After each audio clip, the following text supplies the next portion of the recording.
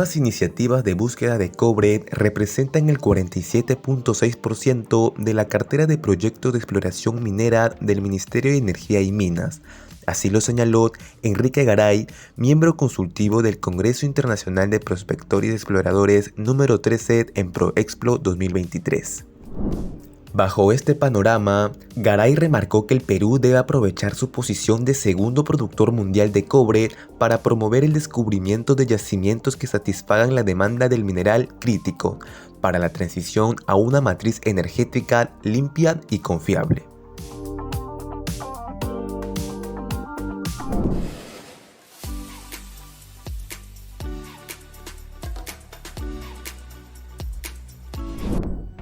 Las Bambas tiene la visión de convertirse en una mina inteligente para el 2030. Para ello, busca seguir implementando inteligencia artificial y la automatización para optimizar sus procesos. Así lo manifestó el gerente general de operaciones de Minera Las Bambas, Edgardo Orderique. Entre los procesos y proyectos implementados por la minera se encuentra el Centro Digital de Operaciones, que permite integrar la cadena de valor de la operación en mina en un solo lugar desde Lima. Cuenta con 16 puestos de trabajo con capacidad de operación 24/7 y tiene el objetivo de ser una operación 100% remota e integrada a través de la tecnología.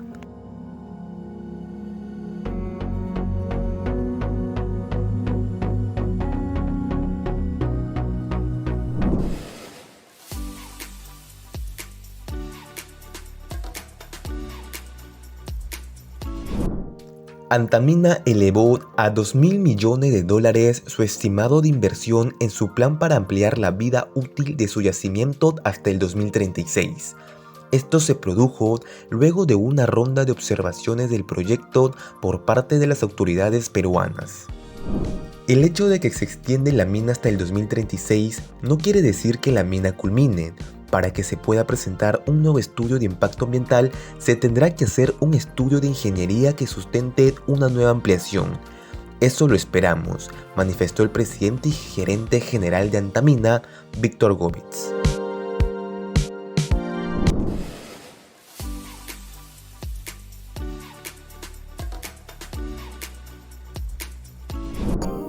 La empresa pública Activos Mineros SAC anunció la convocatoria de licitación pública de dos importantes obras de remediación ambiental que ejecutará en la zona rural de la provincia de Yauli, La Oroya, en Junín, con una inversión aproximada de 77.000 millones de soles, beneficiando a más de 23.300 peruanos y peruanas. El objetivo de las citadas obras es la recuperación de la superficie de los suelos que fueron afectados por la contaminación indirecta generada por los gases y material particulado del complejo metalúrgico, y considera en el proceso de recuperación de los suelos la instalación de plantaciones forestales, pastos y la mejora de su fertilidad, lo que permitirá recobrar las condiciones socioambientales y mitigar los impactos negativos a la población.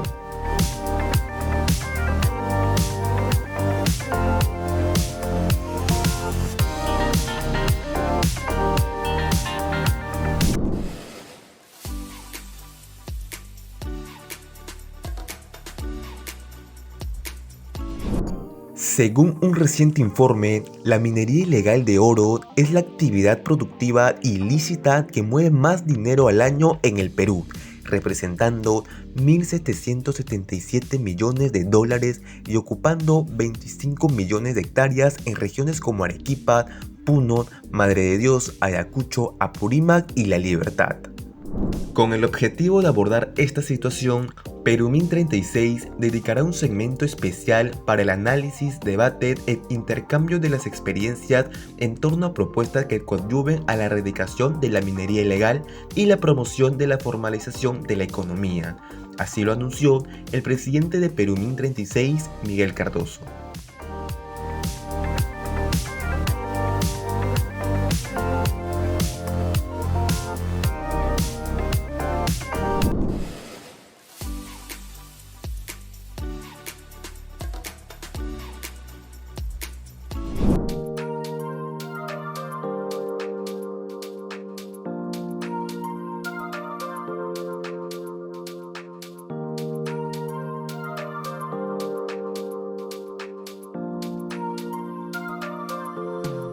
premio proactivo nació, digamos, como su primera versión en el 2018 y como ustedes han visto a lo largo de nuestra trayectoria, premios proactivos, lo que buscamos es justamente resaltar y premiar esas cosas que las empresas, las personas hacen por el bienestar de la sociedad. Yo creo que eso es lo más profundo y lo más rescatable. Entonces, pero creo que ha dado un paso más, porque muchas de las cosas que se han premiado, o muchos de los proyectos, o muchas de las iniciativas que se han premiado a lo largo de todas estas versiones desde 2018 han trascendido más de una empresa. Yo me siento súper honrada por ser la primera presidenta del León Proactivo. Y creo que es una señal más de que después de estar en las mujeres podemos estar en todos los lugares, ¿no? Y donde estamos seguimos promoviendo que también haya más inclusión y diversidad. Así que este año, en esta coyuntura en que se está dando mucho empuje y esfuerzo al tema de inclusión y diversidad, pero Proactivo está trabajando con el lema Inclusión y Diversidad para el progreso del país.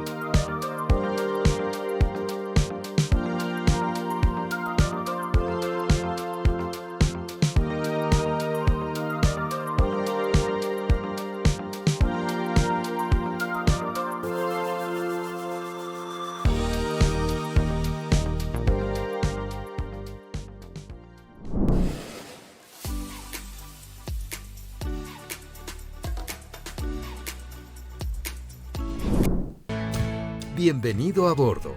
Déjate llevar por la compañía aérea española, con la que vuelan cada año más de 10 millones de pasajeros a más de 50 destinos en todo el mundo.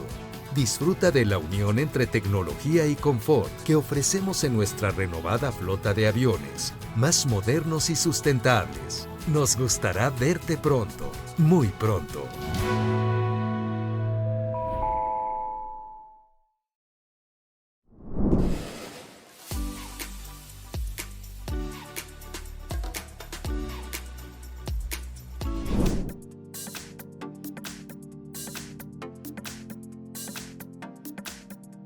Estamos hablando de competitividad como un término importante, pero no olvidemos el otro término que forma parte de este programa, que es sostenibilidad.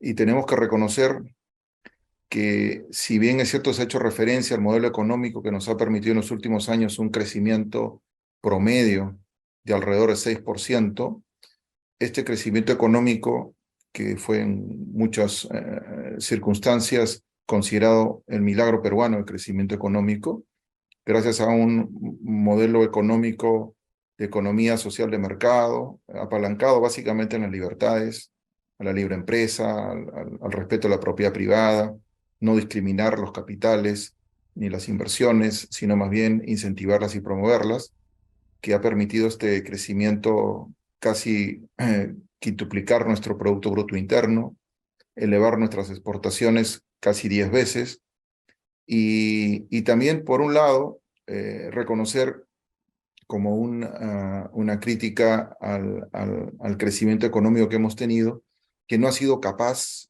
de generar beneficio en todas las regiones y a toda la población del país. Es reconocer que hay ciertas regiones del país y ciertos sectores de la población que en los últimos años, a pesar de ese crecimiento económico, no han percibido beneficios directos. Y eso tiene que ver con calidad de vida, tiene que ver con bienestar. Entonces, crecimiento es importante. Y la competitividad, como bien se ha dicho, es fundamental para seguir generando este crecimiento y el desarrollo. Y la competitividad tiene que ver con productividad. Y productividad es lo que nos va a permitir crecer en los próximos años, a niveles por encima del 4%, como indicó Carlos Oliva en su presentación, si queremos llegar a tener indicadores de países de primer mundo. Y la productividad tiene que ver con factores no solamente capital, sino tiene que ver con factores de trabajo, y el trabajo tiene que ver con el capital humano. El primero es cómo poner en valor este gran potencial, ¿no? Que nos trae además del oro, el cobre, que es trascendente, además el día de hoy juega un rol muy importante para lo que es la transición energética. Y, como le decía, la macrorregión del norte nos brinda esa oportunidad. Es una oportunidad enorme para aprovechar. Y luego tenemos también el reto de potenciar en realidad la competitividad y también el bienestar de la población. Aquí ya nos han hablado nuestros dos expositores de varios puntos. Quiero mencionar un tema ahí, es que la importancia de que la minería crezca junto con otras actividades productivas, ¿no? Aquí hay que pensar, pues, en que se puede desarrollar agroindustria, pesca, turismo, solo por citar algunos ejemplos, ¿no? Y en los cuales, además, comparten la minería y estas actividades ciertas necesidades, ¿no? Como es el transporte, energía, comunicaciones, y que en realidad se puede ver el desarrollo de las regiones no por sectores ni por actividades, sino de manera transversal, justamente, y cómo se multiplica este esfuerzo, ¿no? Entender toda esta manera transversal. Ya David nos mencionaba lo que eran los encadenamientos productivos, inclusive también del sector minero, sumamente interesante. Y ahí nos pone también a reflexionar sobre cómo desarrollar nuestros planes de desarrollo territorial, ¿no? Tan importantes, cómo generar desde las diferentes autoridades, las empresas, la población, la academia, en los diferentes actores, en los diferentes territorios, cómo generar estos planes de desarrollo, de inversión, priorizarlos, establecer obviamente plazos y obviamente también generar el rendimiento de cuentas tan abandonado durante mucho tiempo. La desconfianza entre partes. Hay mucha desconfianza, sí, público-privada, pero incluso público-pública, ¿no? Muchas veces los propios sectores no comparten información entre sí, y esto cuando tenemos los proyectos de los que venía hablando David, por ejemplo, todas estas demoras, ¿no? Es mucho peor porque incluso el Estado no cuenta con información propia, ¿no? Que debería tener.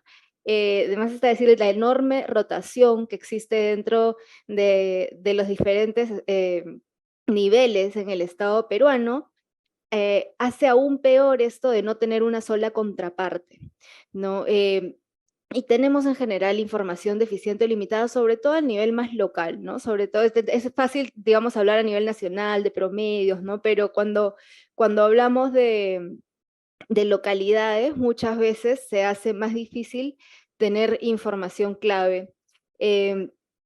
Y bueno, dada la precariedad de nuestras instituciones y las características de cómo se ha dado nuestro proceso de descentralización, muchas veces las buenas experiencias o lo que ha salido bien termina dependiendo más de personas que del proceso que nosotros mismos hemos definido, ¿no? ¿Quién está en ese momento en el poder? ¿Cuál voluntad política hay? ¿Cómo fue el relacionamiento? Entonces, claramente el relacionamiento continuo con las autoridades subnacionales es un factor clave para poder impulsar este cierre de brechas, ¿no? ¿No? O qué puedo proponer de la modesta experiencia y lo que voy recogiendo en el sector. En primer lugar, en los gremios ya hemos entendido, pero la sociedad civil todavía no lo ha interiorizado, de que la forma de generar más competitividad y de cerrar algunas brechas es echar mano a toda la potencialidad que tenemos en forma complementaria y no descartar una y otra. Evidentemente, en las regiones del norte tenemos mucha potencial en tema de agroexportación, tenemos en varios sectores, evidentemente en minería. Pero la idea es cómo podemos generar estos puentes de entendimiento para que se puedan trabajar en forma complementaria. Hoy en día tenemos tristemente trabado Chayamochic en la tercera etapa. Lo que pocos saben es que esta tercera etapa tiene una primera fase, que es una presa Palo Redondo, que no asegura, sin ella no hay la seguridad hídrica ni siquiera para la primera y segunda. Entonces, hoy día, si nos preguntaran como Cámara de Comercio, la frontera agrícola de la región de la Libertad está limitada por agua. Pero en contrapartida tenemos un sector minero con un potencial aurífero que es uno de los más grandes del país, pero que no se está avanzando, no se está explorando. Entonces, ahí tenemos un serio tema. Ahora, ¿qué es lo que proponemos nosotros? Proponemos además articular.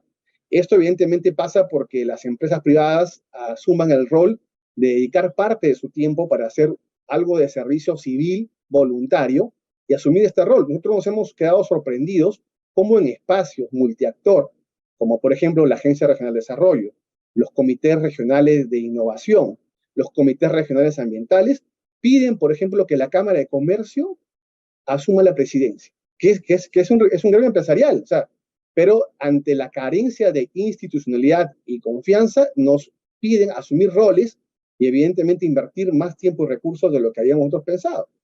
Entonces, ahora, ya nos dimos cuenta que tenemos que ir por ahí, definitivamente, ¿no?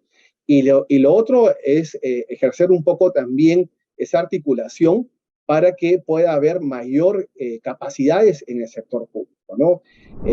Quedado claro en esta enriquecedora edición del Rumbo a Perumín, dedicada al análisis y discusión de la macrorregión norte, es que existe un consenso sobre la importancia de la minería, no solo para el presente, sino también para el futuro del país y de las nuevas generaciones.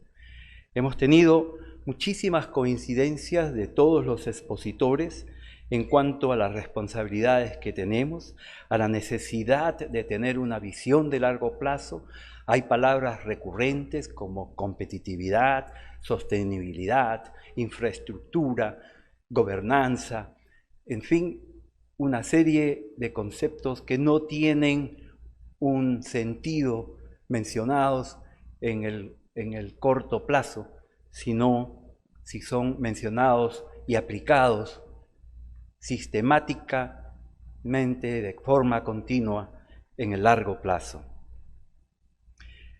En el primer día tuvimos a Rudy Laguna mostrándonos que las regiones que conforman esta zona del país concentran actualmente el 44% de la cartera de inversión minera del Perú, con 11 proyectos pendientes de ejecución, valorizados en más de 23.000 millones de dólares, siendo Cajamarca la que concentra la mayor oportunidad de inversión con un valor total de 18.000 millones de dólares, entre ellos La Granja, que hoy es noticia debido al anuncio de First Quantum de su acuerdo con Río Tinto, tal como ya fue mencionado previamente.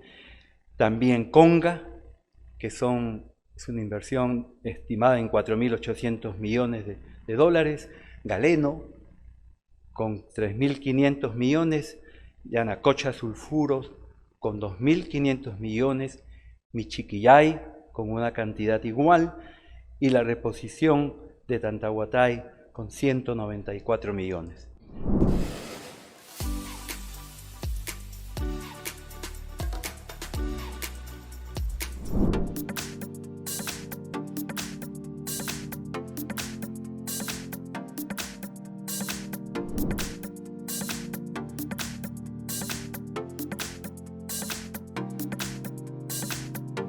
La respuesta es que esto ha empezado hace mucho tiempo.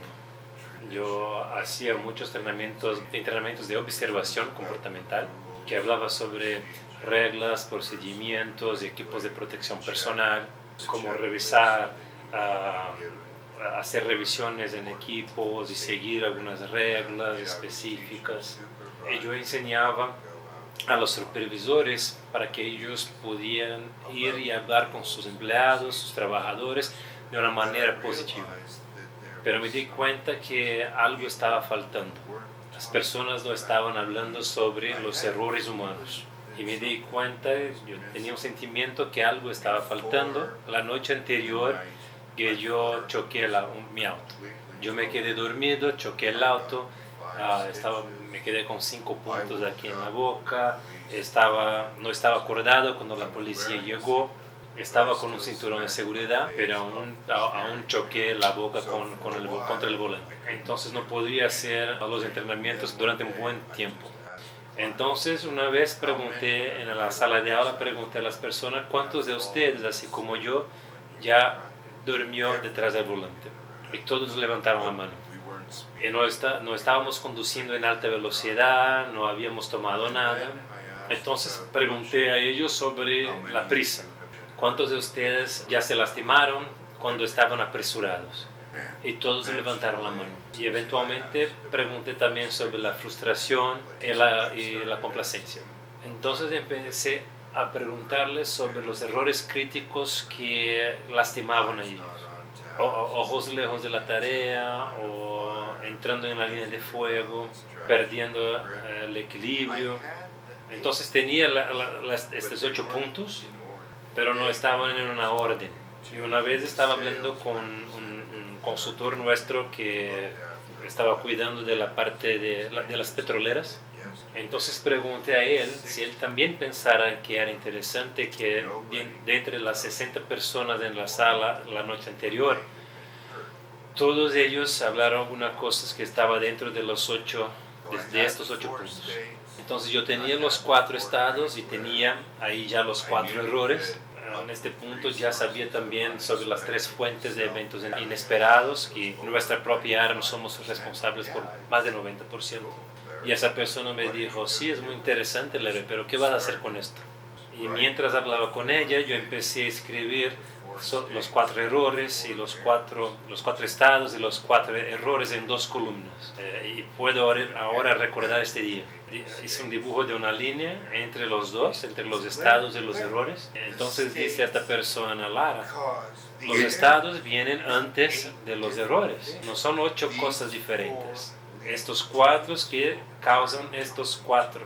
Entonces empecé a hablar con los trabajadores, que ellos pudieran pensar que algún accidente no estaba relacionado con esto. Y todos decían la misma cosa, nadie podía pensar algo fuera de estos estados y errores. Y todos pensaban que era una cosa muy buena, pero yo no sabía si ellos podían pensar en un ejemplo. Entonces en 1996 estaban en una industria de metal allá en Winnipeg, y esta planta había sido comprada por Gerdau, una de las mayores empresas de acero. Entonces no sé por cuál razón, aquel día me tomé $10 y pregunté a la gente, yo iba a dar a la gente si podrían pensar en una vez que habían se lastimado fuera de estos estados que llevaban a estos errores. Ahí estaban prestando atención, pero nadie tenía un ejemplo. Y entonces empecé a hacer lo mismo en todas las empresas que iba a visitar. Entonces empecé a hacer con $20. Y después una vez hice también con $20 americanos, porque es canadiense. Entonces prestaron aún más atención, pero no tenían un ejemplo. Entonces después fui y pregunté para 20,000 personas. Mi papá me preguntó, ¿crees que si tú preguntas a más 20,000 personas algo va a cambiar? Y dije, no. Entonces me dijo, haga algo con esto. Entonces esto fue cuando empecé a crear el programa SafeStart. Y después de 27 años, nosotros dos fuimos allá en Gerdau, en San Pablo, en la oficina corporativa, y yo pude contar la historia de dónde todo empezó. Y todo empezó allá en la planta de Gerdau, cerca, al norte de Winnipeg. Y 27 años después, hasta ahora en 69 países, 22 idiomas, 10,000 sitios de trabajo, más de 4.3 millones de personas entrenadas. Y probablemente también 2 a 3 millones de niños entrenados. Pero como no vendemos a escuelas, yo no sé el número exacto.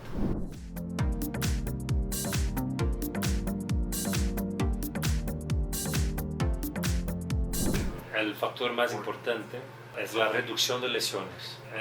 Hay un promedio de 50% de reducción de lesiones en el primer año y 80% en 4 años. Pero también empezamos a notar que hay un cambio positivo en la cultura. Al revés de decir a alguien, mira lo que está haciendo, mira, ojos en la tarea. Al revés de pensar, hay que poner tu cabeza aquí, mente en la tarea. Al revés de decir, mira, ten cuidado, línea de fuego. Hay muchas palabras negativas, entonces empezamos a cambiar esto. Entonces las personas empezaron a crear un vocabulario diferente para hablar sobre los errores y cosas que pasaban en una empresa. Entonces ahora las personas no necesitan más esconder que hacen errores, pero pueden hablar sobre sus errores. Y esto hace sentido porque nadie quiere lastimarse y nadie planea hacer un error. Entonces es algo mucho mayor que solamente lesiones.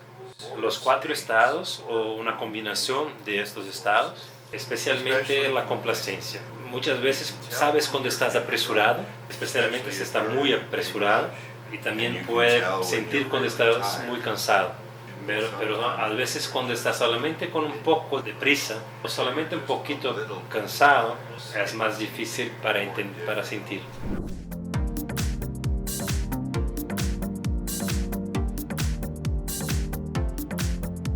Porque tengo 4 niños. Todo empezó cuando mi hija, estábamos en un hotel en Vancouver y mi hija resbaló, se cayó y golpeó su cabeza en una esquina de hierro y yo podía ver el hueso de su cabeza allá en un hotel en Vancouver. Entonces yo tuve que asegurar su cabeza mientras el doctor la cosía. En el momento pensé que ella pone la cabeza al lado y la golpea aquí, podría haber matado a ella. Entonces empecé a pensar, ¿qué vas a hacerle para que ella tenga más cuidado la próxima vez? Entonces entendí que yo debería pensar en una manera para enseñarles también a los niños estos conceptos, de una manera que ellos entenderían cómo encontrar estos riesgos que más suceden con los niños. Entonces empezamos de la misma manera que empezamos la idea con la industria. Empezamos haciendo con que ellos entendieran conceptos como cosas duras, filosas, resbalosas, calientes, para que ellos pudieran reconocer que esquinas como estas podrían lastimar muchísimo. Pero después cuando crecen, tienen 6, 7 años de edad, puede entonces empezar a enseñarles sobre los estados, los errores y las técnicas de reducción de errores críticos. Entonces creamos videos donde los niños son superhéroes. Entonces creamos bandidos, que son las cosas resbalosas, duras, calientes, y también los estados, el señor complacencia, la señorita apresurada, para enseñarles esos conceptos. Entonces ahí superhéroes enseñan a los niños a cómo vencer, superar estos bandidos. Mueren accidentalmente 2 veces más niños que trabajadores. En algunos países el número es mucho mayor. De donde tienen las estadísticas que normalmente en Norteamérica y Europa. Entonces, por ejemplo, en países como Nigeria es algo mucho peor. Filipinas, Indonesia, todos esos países son mucho peores. Eso también porque en algunos países las familias tienen más niños. La mayoría de las familias en Nigeria tienen 6, 7 niños. En Pakistán también tienen 5 o 7 niños en cada familia. Y en Norteamérica y Europa normalmente tienen solamente 2. Entonces, alrededor del mundo son mucho más que 2 niños para cada trabajador. Y no es porque los papás no aman a los niños. Así como nuestros papás, ellos nos aman, pero no tenían nada mejor para decir que solamente un ten cuidado o cuidar la próxima vez. Entonces, personalmente, eso es algo muy importante para mí, poder llegar allá, no solamente para trabajadores, pero a todas las personas.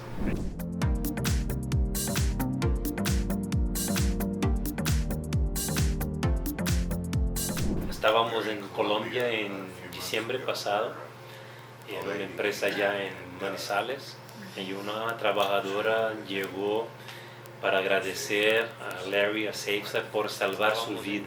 Pero no fue una historia típica como que las que escucho normalmente.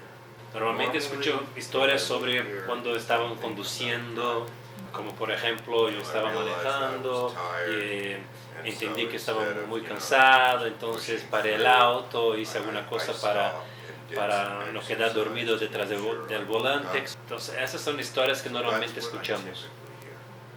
Pero esta no fue la historia que ella nos contó. Ella nos contó que el año anterior ella estaba pasando por un divorcio muy complicado y ella estaba sin trabajo, entonces consiguió un trabajo y el trabajo justo estaba empezando con el entrenamiento SafeStart. Entonces ella empezó a utilizar las técnicas, en este caso de ella, y empezó a concentrar, por ejemplo, en la frustración, y dijo que esto salvó mi vida.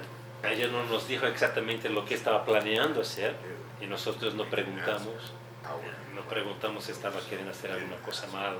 Y cuando me contó la historia, ella me dio un abrazo muy fuerte, quedó en un abrazo fuerte, y ella empezó a llorar y yo empecé a llorar. El gerente de operaciones mira a los dos llorando y mira a mí y me pregunta, ¿qué está pasando? Y yo le conté la historia y el gerente dijo, yo no tenía ni idea, ni sabía que ella estaba pasando por un divorcio. En Inglaterra, todos los años, más trabajadores mueren por suicidio que por accidentes laborales.